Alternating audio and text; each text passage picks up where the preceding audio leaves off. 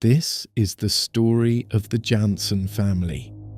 Michael, Sarah, Lily and Evan, who vanished one autumn weekend without a trace, in a forest that shouldn't even be on the map anymore. It was Friday afternoon, September 14th, 2018. Michael Janson had just returned from his shift at the mechanic shop. He was exhausted but excited. "Just us this weekend," he told Sarah as they packed the last of the groceries. "No phones, no neighbours, just trees, stars, and peace." They loaded their old SUV with sleeping bags, a new Coleman tent, s'mores ingredients, and 2 giggling kids, Lily, 10, and Evan, 7.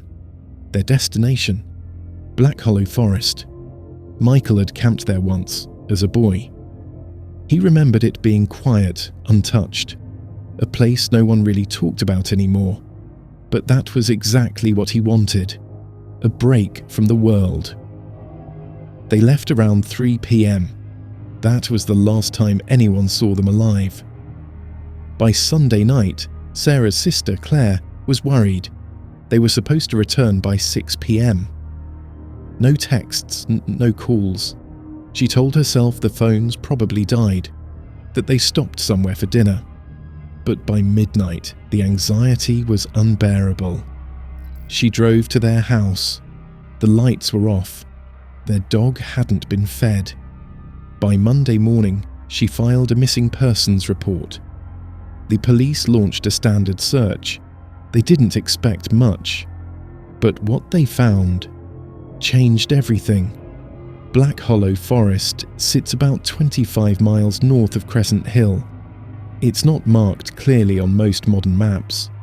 Locals say it used to be state-owned land, but something happened in the 70s and ownership went unclear. It's dense, overgrown, and most importantly, dead silent. The search team found the Janson family's SUV parked perfectly at the trailhead. No damage, no signs of panic, just dust on the windshield and an empty coffee cup in the cup holder.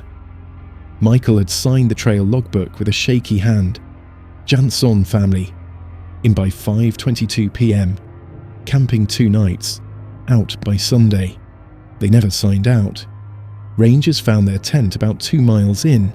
It was perfectly set up. Tent staked, sleeping bags unrolled, food cooler half full. But there were strange details. A pair of small muddy footprints circling the tent. A half-burned marshmallow on a stick dropped in the fire pit. A child's jacket, Evan's, folded neatly on a tree branch 8 feet off the ground. More unsettling, Sarah's trip journal tucked inside the tent. Sarah had written in the journal every night, her handwriting neat, calm. Friday, September 14th. Got in later than expected. Kids did well on the hike. Evan's scared of the bugs. Lily loves it. Made a small fire. Michael snoring already. Saturday, September 15th. Morning.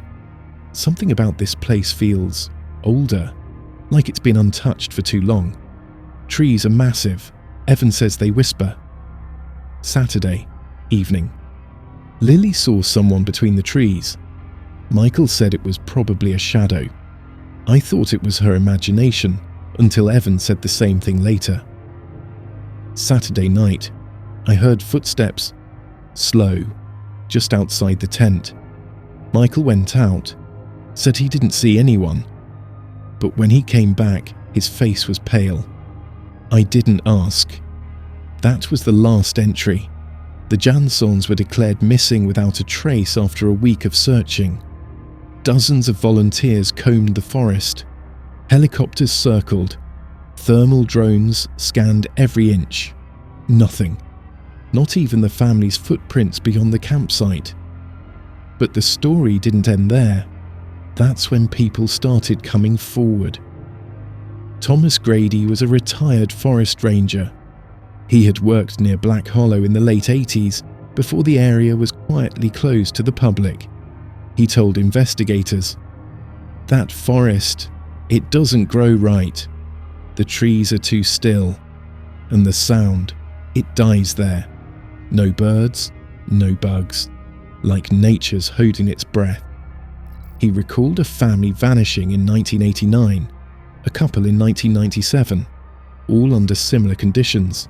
Same trail, same silence. You don't hike Black Hollow, he said. You survive it, if it lets you. Within the year, 5 others went missing in the area. A wildlife photographer, 2 college hikers, a teenage girl chasing ghost stories, and a man looking for his lost dog. None of them returned. Locals began placing offerings by the trailhead. Pine cones, coins, children's toys. When asked why, they simply said, "It's to keep it asleep." One camper, survivor, claimed he heard voices in the night near the Janson's last known site. Not normal voices, laughter, children's voices, and one woman whispering, "We're not lost, we're waiting." When he turned to run, his flashlight died. He never went back. The forest seems to repel technology. GPS fails, batteries drain fast, even compasses spin. The Janson case was officially closed in 2021. Presumed deceased, no foul play confirmed. But everyone knows that's not the truth.